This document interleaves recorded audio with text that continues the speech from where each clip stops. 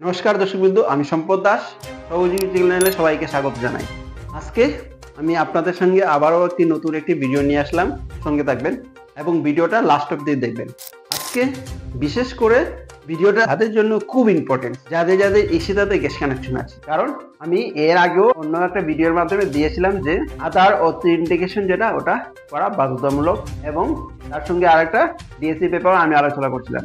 তো আজকের এই ভিডিওটা শুধু আধার অথেন্টিকেশন যেটা ওইটার দিক দিয়ে আমি আলোচনা করছি। তো প্রথমে বলছি, যাদের ইসিটাতে গ্যাস কানেকশন আছে তাদের মোবাইল নাম্বারটা যেন গ্যাসের বইয়ের সঙ্গে লিঙ্ক থাকে। যদি গ্যাসের বইয়ের সঙ্গে মোবাইল নাম্বারটা লিঙ্ক না থাকে তাহলে কিন্তু আধার অথেন্টিকেশন করা সম্ভব হবে না। এবং সঙ্গে যে আর নামে গ্যাসের বইটা আছে ওনার গ্যাসের বই এবং আধার কার্ডটা সঙ্গে নিয়ে আসতে হবে।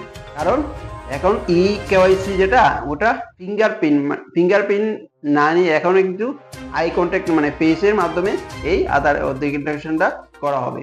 তাই জন্য ওই যে ব্যক্তির নামে আছে বইটা উনি নিজে আসতে হবে। তো এই ছিল আজকের ভিডিও।